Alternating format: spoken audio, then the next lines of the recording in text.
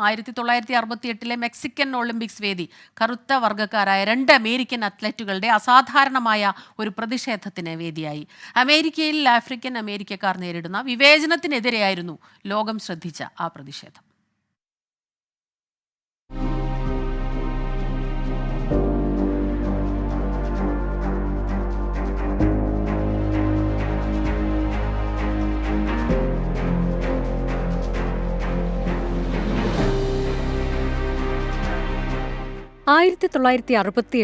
October 16 Mexico ഒളിമ്പിക്സിൽ പുരുഷന്മാരുടെ 200 metre മെഡൽദാന ചടങ്ങ് ഒളിമ്പിക് ചരിത്രത്തിലെ അതിശക്തമായ നിമിഷങ്ങളിലൊന്നിന് സാക്ഷ്യം വഹിച്ചു.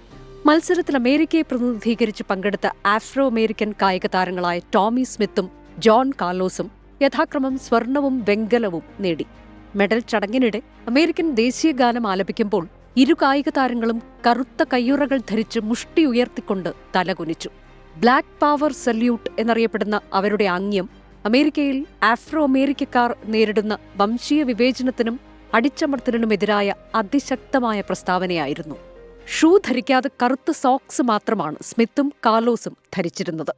ആഫ്രോ അമേരിക്കക്കാർ അമേരിക്കയിൽ നേരിടുന്ന ദാരിദ്ര്യത്തിന്റെ പ്രതീകമായിരുന്നു അത്. ആഗോളതലത്തിൽ കറുത്ത വർഗ്ഗക്കാർക്കെതിരെ നടക്കുന്ന മനുഷ്യാവകാശ ലംഘനങ്ങൾക്കെതിരായ പ്രതിഷേധം കൂടിയായി മാറി അത്. ലോകത്തെ അമ്പരപ്പിച്ചുകൊണ്ട് മത്സരത്തിൽ വെള്ളിമെഡൽ നേടിയ ഓസ്ട്രേലിയൻ താരം പീറ്റർ നോർമനും സ്മിത്തിനും കാർലോസിനും ഐക്യദാർഢ്യം പ്രഖ്യാപിച്ച് മനുഷ്യാവകാശ ബാഡ്ജ് ധരിച്ചാണ് പോഡിയത്തിലേറിയത്. വിവേചനത്തെ തുടർന്ന് 1968 ഒളിമ്പിക്സ് കറുത്ത വർഗ്ഗക്കാർ ബഹിഷ്കരിക്കണമെന്ന് മാർട്ടിൻ ലൂഥർ കിങ് ജൂനിയറും Olympics project for human rights എന്ന സംഘടനയും നേരത്തെ ആവശ്യപ്പെട്ടിരുന്നു. പക്ഷേ അവസാന നിമിഷം അത്ലറ്റുകൾ ഒളിമ്പിക്സിൽ പങ്കെടുക്കാൻ തീരുമാനിച്ചു. സ്മിത്തിന്റെയും കാർലോസിന്റെയും പ്രതിഷേധത്തെ തുടർന്ന് ഇന്റർനാഷണൽ ഒളിമ്പിക് കമ്മിറ്റി ആയുഷ്കാലം ഇരുവർക്കും നിരോധനം ഏർപ്പെടുത്തി. ഒളിമ്പിക് വില്ലേജിൽ നിന്ന് അവർ പുറത്താക്കപ്പെട്ടു.